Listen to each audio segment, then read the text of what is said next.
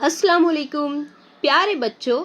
आज मैं आपको बिलाल नाम के एक लड़के की कहानी सुनाने जा रही हूँ। बिलाल बड़ा ही अच्छा बच्चा था।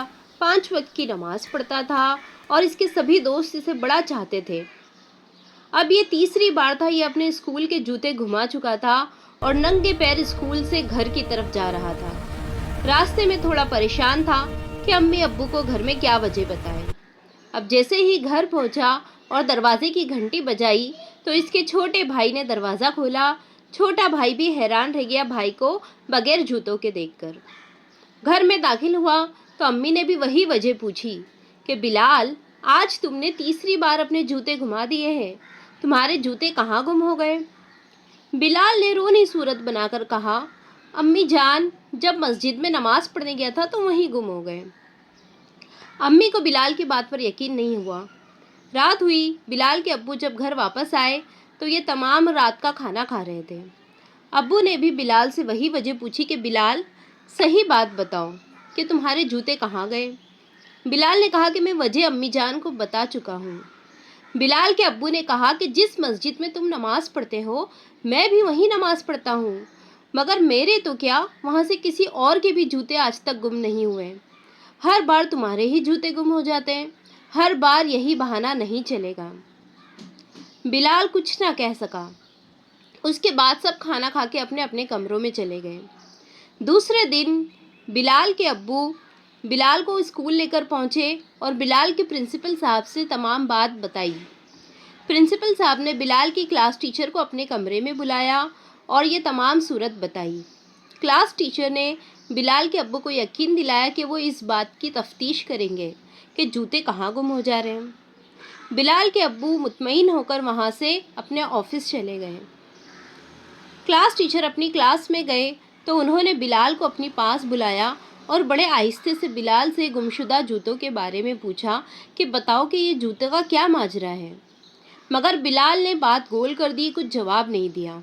इन क्लास टीचर को याद आया कि कुछ दिन पहले बिलाल की क्लास में पढ़ने वाले 3 लड़कों को उन्होंने सज़ा दी थी जो नए जूते पहनकर नहीं आ रहे थे।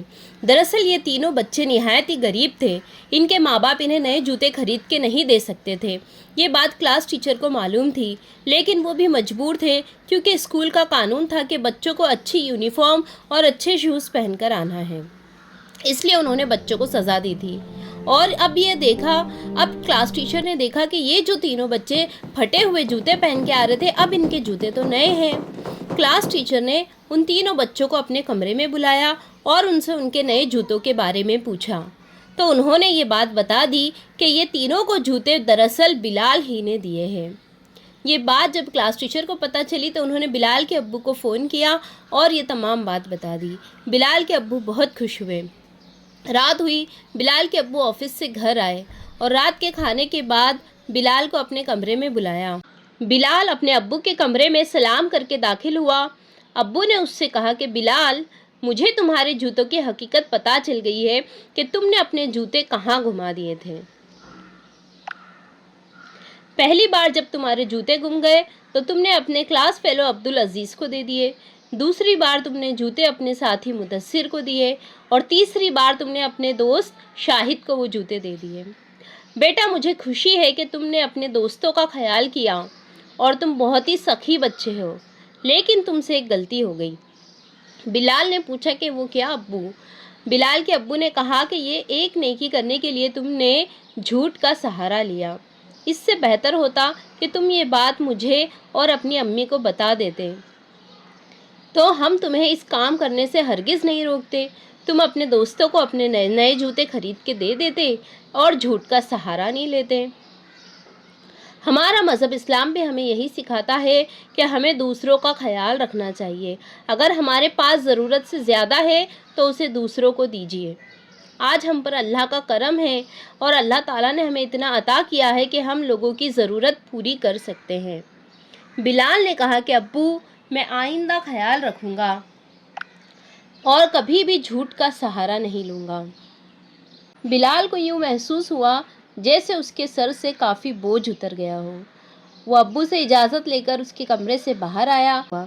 बिलाल ने आकर जूतों का राज बता दिया और उसकी माँ और भाई भी खुश हो गए और उसे गले से लगा लिया। यूं कई दिनों से गुम हो जाने वाले जूतों का मसला हल हो गया। जो हमने ये कहानी से ये सबक सीखा कि हमें नेक काम करने में झूठ का सहारा नहीं लेना चाहिए, कि झूठ अल्लाह को नापसंद है, और अपनी चीज़ें दूसरों से शेयर करें। अल्लाह हाफिज़।